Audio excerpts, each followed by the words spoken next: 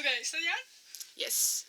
Alright, this is Jimmy Daddy Davis. He's from Memphis. He now lives in Wimberley, Texas. He is here in the Netherlands for a tour.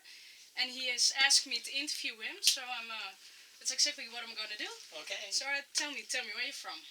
I'm from Memphis, Tennessee. That's where you grew up. I'm born and raised. Alright, and now you live in Wimberley, Texas. I live in Wimberley. When did you move there? Why? About 3 years ago. Alright. When I started playing with Walt Wilkins and the Mr. Carols.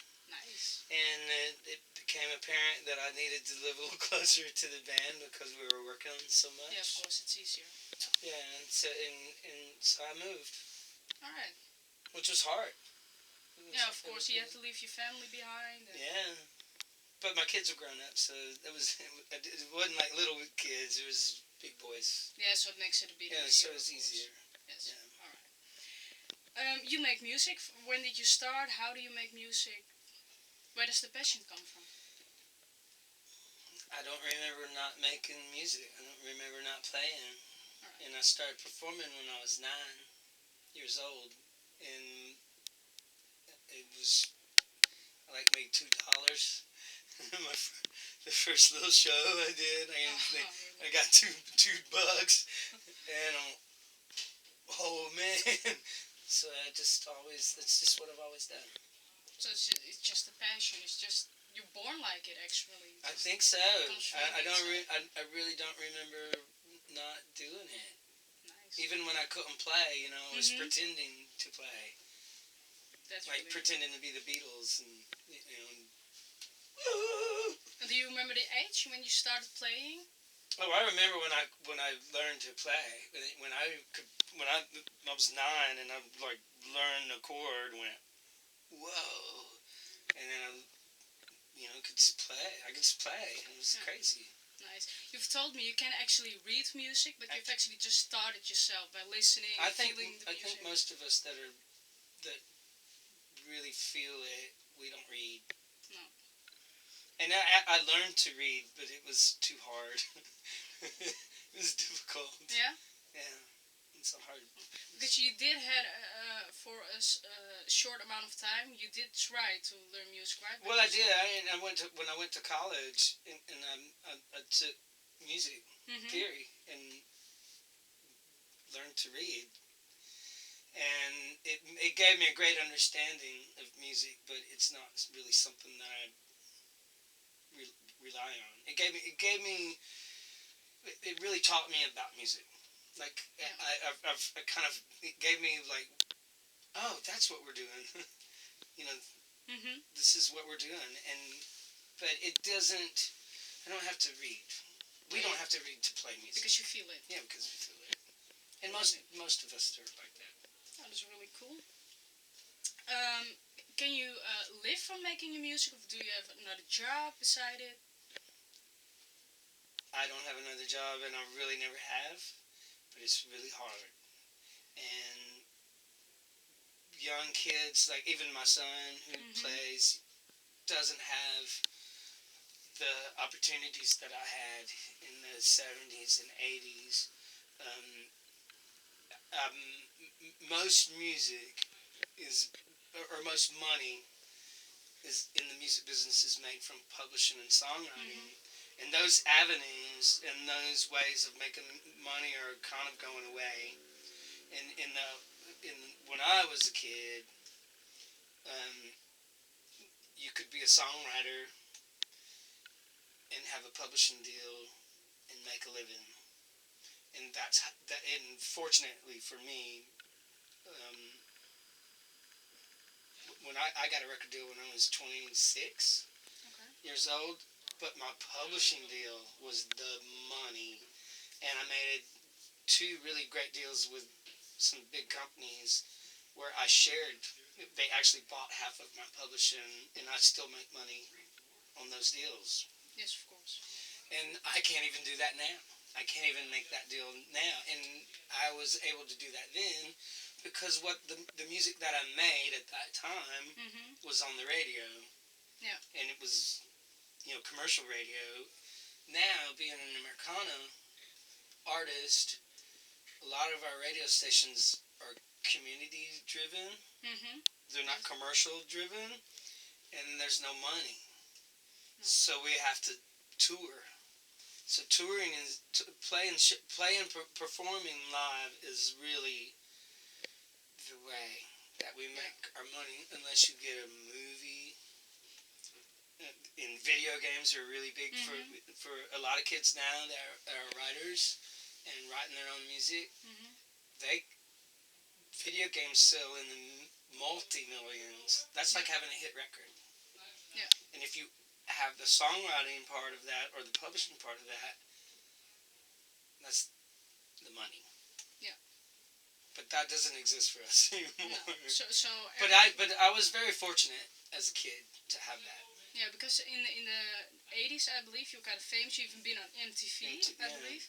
So what was the change? Because you were quite a big deal, and now you play in pubs in Texas. Because the 80s are not the. It's not the 80s anymore. No, it's different, of course. Yes. Music. It all it all changes. Mm-hmm. And I think it's very. It's a young man's game. Mm-hmm. Right. And so I was very fortunate in my 20s to be right on time. The radio fit what I was doing, and it all lined up. And once that went away, I mean, I could have chased all that and cut my hair and wore different clothes and just changed with the fashion. But that's not what it was about. And what it's about is making art. Yeah. And writing and create. I'm still creating. I'm writing every day. And so the fact that it comes from the heart, that it's more natural, it's more important than publicity and going with time. Absolutely. And I had a good friend of mine, Keith Sykes, is a great songwriter, and really was able to fit in a lot of different genres. And he goes, there's really only one time in your life that you get to be it. Yeah. And I got to be it. Cool. It was like 2 years, but I got to do it. But you cherish it. I mean, no one will ever take it away from you. Nobody can take that away, and it was fantastic, and it was fun. Yeah. And we made money, and we were true to who we were. But it's not that anymore. No. So you can't do that forever. No, but you're happy with the place in your life and your career right now, right? Oh yeah, so I've never been busier. Oh, that's awesome. Yeah, I want to take some time off. You've told me that because you've been busy, and I believe that the first period you get a time off is somewhere around January. Yeah. So you've been busy from last year to this point. All year long has been constant, and that's great. Yeah, of course. Your music is appreciated, so that must feel awesome. It's great. Yeah. Where do you get your inspiration from? Everything. Laugh. I think Keith Richards from the Rolling Stones, who's one of my heroes. He said one time, so you really don't write songs. It's like you have an antenna, and that antenna is up there, and it picks up stuff. And as a writer and an artist, it's our responsibility to go, that thing starts, pay attention, because that's the song coming in, and it's really just paying attention to what inspires you. It could be anything, and it could be anything, any moment, any time. A dream. Really? I can wake up and go. You have a song about a dream? Yeah, well, I've. Can you name one that's maybe kind of? Oh, there's several. There's several like, and there's several that I didn't write down, and they're gone. They're gone for. And why haven't you written them down? That you didn't have the time, or? Just it's stupid. That's not what I would say. If it's a good song. But there's several recently when I moved. And I moved to my little house in Texas, and I really there's going to be on this next record that I have coming out. There's going to be 3 or 4 songs that I totally wrote in the middle of the night. Really? It just popped in your head? Yeah, and because I live out in the country and it's 3 o'clock in the morning, and I have a little studio, that I could just plug in and start doing it and not bother anybody. And how do you do that? Because you write a song, do you only write it on paper or do you record it yourself? Because of course the song needs to be created. Right. And the music. Right. Sometimes it's words first. This last batch is a lot of playing guitar and recording it, and just recording the ideas and then writing the melody and the words afterwards. Nice. Which is backwards for me. I've never really done that. Now I've had songwriting partners where I did it. They would give me tracks that they wrote the music to, and then I would write words and lyrics or melodies. So now I'm doing that with myself and letting myself be the instrumental guy and writing the music first. Because everything you make on this moment is what you own. You're the producer, you're the creator, you're the writer. I'm everything. You're everything. It's kind of scary. It's kind of scary, like, really? But in the past, did you write songs for other artists or movies or stuff like that? You have. I have, but I didn't write. That's a real cool or a funny term, because I've had people record my songs or had them be in movies, but I didn't write them for that. Oh, all right. I wrote them just like I write. Just for yourself. And just how I do it, and they got picked up. All right. And so the songs that I've had recorded by other artists and they've been in movies, I didn't write for that. But you did make money or a contract, or they just stole it. Yeah. Right. That's good. That's good. That's definitely good. So, Jimmy, you're in the Netherlands. Your first time was 3 years ago. You came here. How did it all evolve? Because the Mysticarios, they are bigger. I know there are more performers. How did you get here? How did Walt or someone else decide you to come along on a tour here in the Netherlands? Well, there's 2 things that happened. Well, 3 really. One is when I started touring in Texas, the Mysticarios that was my favorite band. I like them. And we were on some festivals together, and they were fans of mine, and I was fans of them. Cool. And they recorded one of my songs on one of their records before I was in the band. And then I just would sit in and do a couple of tunes, and people left, the guitar players, singers left the band, and there was just a space left in the band. And they asked me, and I went, okay. Hell yeah. But then, because of Bart, DeWin came to Texas to make a record. Yeah. And with Walt, then that put us all in the same boat. For the people who don't know who Bart DeWin is, can you explain in short who Bart is? Bart DeWin is a Netherlands fantastic piano player and singer, songwriter.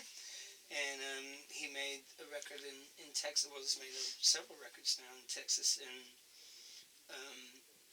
that's how we met. And so then once I became a member of the band, and we started talking about coming over here and playing, just all the pieces fit together. It just happens, Yeah. It's cool. You're known as Jimmy Daddy Davis. Can you explain to me where Daddy comes from? Well, you don't have to if you don't want to. I have 2 children.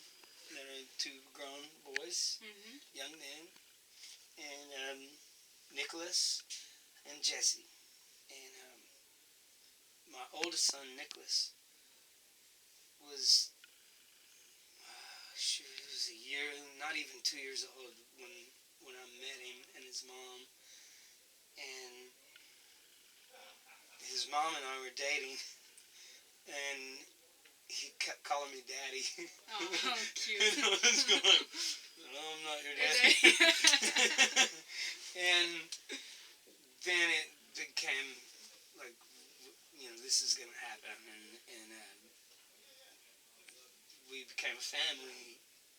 And it was awkward for him to call me daddy because his father was around. And so we came up with Jimmy Daddy. So he's called me Jimmy Daddy all his life. So as he grew up and became a teenager, all of his friends and my friends called me Jimmy Daddy because he called me Jimmy Daddy. And so eventually adopted the name, and I named my publishing company and record company Jimmy Daddy's Music, and it just became the name of the company. It's kind of sweet. It is. It's really sweet. Kind of sweet. It's very sweet. Yeah. Yeah. So my son named me that. Oh, nice. Well, talk about children. Last week you were at the school I work. You were teaching the children. Thank you very much. You're welcome. You're very welcome. You were teaching the children how to make a song with the guitar. Why do you like teaching children? Because that's how if it wasn't for my great uncles and these really beautiful people in my life that saw music in me and gave and went, you can do this. Yeah. It's very important. And music and the arts is not, especially in America, it's the first thing that goes in budget cuts. Then we can only teach the basics, and the music and arts is the first thing that goes away. But it's still more there than it is here. Well, we don't even have music lessons. But and especially for someone like me, it builds confidence in kids that have that ability. You never know who has it, and there were several kids. I was surprised by some of them. And yourself. Yourself. And me. There were several kids that you could see the light go. You could see the thing happen. You could see it. And it's important. I grew up in a family that was a big thing, that we all got together and played music together. And luckily I had really great teachers that encouraged me. And as soon as my kids started school, and their birthdays are in February, both of them, and I would go to school and play music for their birthdays. Oh, really? In kindergarten, first grade, second grade, all the way into high school. Cool. I played at school 2 times a year, every year. And I could see it. I could see the kids that just... Did they kind of lift it up, something? Yeah, and just it made a big... It affected me. It made a difference in me, not just them. It made a difference in me, so I started doing it on the road. That's why. When you wanted to come I wanted to do it here. It's really cool. And it transcends language. Yeah. So the language could be a barrier, but the music is not. Because the music is like a language on its own. It's a language of itself, and it's just like playing with people we can't talk. But that was actually kind of funny to see, because play. They didn't really understand it, but as soon as you took up the guitar... And the girls were dancing, they were just enjoying it. It was a blast. See, it's complete incredible. joy. Yeah, it was wonderful. And that proved my theory right there. Very nice. That we did that. It's really good. It's really cool. Now we know all of you as an artist. I have some personal questions, if that's okay with you. So, is there any love in your life? Yeah, there is. Can you tell me more about her a little bit? Well, I've been married and not married, and I met a really sweet woman in my little town in Texas. Her name's Tracy, and it's all going good? Yeah. Yeah, well, you seem happy. You can see it on your face. It's really cute. I miss her. I've been on the road all year. Well, how many shows do you now have left in the Netherlands? This the last 2. one or 2 more? 2 more. And then you can go back to her. Yeah. Yeah. All right. For a minute. So you have other stuff coming up. Really, it is kind of winding down. I was on the road all summer. I was on the road all year. This is a long tour, and I played by myself with the band in Memphis. It's crazy. It's crazy. Yeah. Does she ever take along on a tour? Yeah, sometimes. Right. Yeah, because our kids are grown. So that makes it easier. Yeah, so our kids are grown. I mean, we're we're soon to be grandparents. Oh, really? Well, not in the immediate future, but that's the next phase. Oh yeah, of course. Yeah, our kids are grown. Yeah. Yeah, so we don't have little ones at home. It's not. It's really hard on the road. Walt and Billy have little kids, and yeah, it's hard, man. Yeah, because Bill told me it was his son's birthday. 3 years. 3 years. 3 years must have been hard. Yeah. And I did all that. Yeah. And it's hard. It's a tough thing. But your sons are grown up now, and I believe one of them is a performer. Yeah. He lived in my house while I was on the road this summer, and he wrote a whole album. Really? And recorded it. So it's out there. And played drums. Yeah, because you've told me that. You didn't know you could play drums.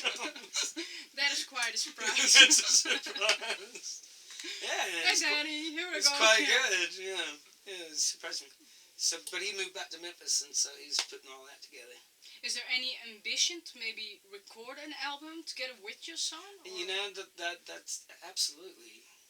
And my mentor was Jim Dickinson, who was this amazing piano player, and his sons are the North Mississippi All-Stars, and we've made a bunch of records together. And he always said, I never had a band that could play with me, so I had to grow one. I never really approached it like that, but he did, and luckily for me, I got to be included in the family band of those guys. Very nice. Really cool. Very nice. So, do you have any other hobbies besides making music? Because I can see your passion, but I know you have a love for photography, especially nature photography. Yeah, I'm a kind of point and shoot. No. Oh, look at that!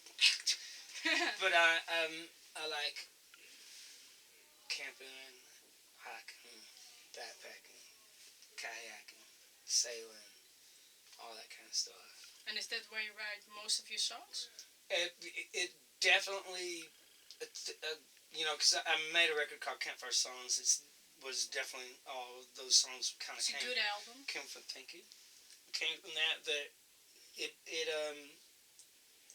That's where I go to kind of clean it out, clear my head. Yeah. Is to a good hike, a good walk, where you kind of push yourself, and that's everything goes away. You can just clear your head and. Yeah, that's when things start clicking for me. When I really, and now where I live, at this place now, I can work and go, this ain't happening, and I just go out there and start walking, and it's right at my door now, which is, I can't believe it. It's like right out my back door. Because you told me you are actually in love with your house. I am in love with my house. Tell me more about it. It's beautiful where you live. It's this little house in the woods, and it just. When I wake up in the morning and I look out the door and I can see my garden and deer and whatever, and I just start giggling. Because you just can't believe you live there. I can't believe I live there. It's amazing. I definitely want to go there someday. It's cool. It's cool to have that. You know, it's good. And I think the I may not be the smartest guy in the world, but I know that place is giving something to me. But maybe this is a rude question, but why would you say that, not the smartest guy in the world? Well, because I'm not.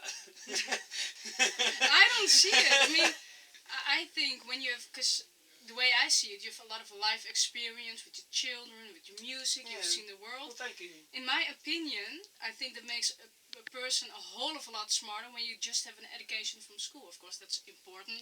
Yeah. Don't get me Yes, wrong. kids. Go to school. But you have life experience, and that is definitely important. I think just recognizing positive things in your life is the way, and it's physical health and mental health at the same time, and that when I chose to move, it was really hard for me to move from Memphis to Texas, and so I'm really all about, Memphis has been really good to me, and all the people in Memphis music is, it's the center of the universe of music, in my opinion, and that it's hard to leave that, and I go back every chance I can. Yeah, of course. But there's something about the hill country in Texas and the songwriter thing, and I'm more of a singer-songwriter, country. I'm not soul. I mean, I have soul, and I'm raised on it. It's that style of music, in other words. It suits me to be in Texas, and to have that little house resonate with me, it's just crazy, and it's beautiful, and it's just awesome, and I know it. I get, I realize it and see it and feel it every day I'm there. So you cherish every moment. Every moment. And you can see it. It's beautiful. Yeah. Alright, some little basic stuff about yourself. I've been told that Walt and Bill have any tattoos. Do you have any tattoos? No. Not any? No. Alright, well. That shit hurts. I believe you. I wanted to have a tattoo since I'm 16. I'm too afraid. Yeah, I know. I'm not doing it. Hey, we could just like draw. Together, We could just draw. And I'm like, yeah, we got a tattoo. Do you have a favorite movie? Maybe in particular a music movie or something that has inspired you? I like To Kill a Mockingbird. I don't know that one. It's my favorite book and my favorite movie. Really? I should check that out then. Harper Lee. Yeah? Great read that. Keep it in mind. Definitely will. Favorite color? Blue. Blue. I've actually noticed that. Favorite kind of food? Fried chicken and barbecue. Ooh, sounds delicious. Memphis, that's like the thing. If you don't like barbecue, You once told me about a restaurant or something with your favorite chicken. I believe last year you told me something about. You told me something about chicken. Yeah. Gus's fried chicken in Memphis. It's good, but it's not my grandmother's. You can already almost taste I was like, it. You can see it in your face. my grandmother and my mama's, they made the best fried chicken in the world. Nice. Ja, we zijn bijna klaar. Hello! And alright, we're gonna round this up. Two more questions. What kind of wishes would you like for yourself, and wishes you have in general in life? What do you wanna dreams? What kind of dreams do you wanna come true? Or Okay, I want a sailboat and a pony. I just want to be happy and goodness for my kids and make music. Keep writing music and playing. just happy very the way simple, you are and very simple. continue. Very simple. What I'm doing is pretty much what I think I was born to do, and that's good. That's wonderful. Any last message for your fans? Something you want to say to them, people watching? please listen to music and eat fried chicken and barbecue pork every day. Really cool. Dit was Jimmy Daddy Davis. Thank you for the interview, Jimmy. Oh, Wonderful. This was Jimmy, and who knows, maybe next year we'll see him again. Are you coming back next year? well, I hope so. You will. And we'll play at school again? Definitely will. Right. Today. Thank you for watching. Goodbye. Really cool.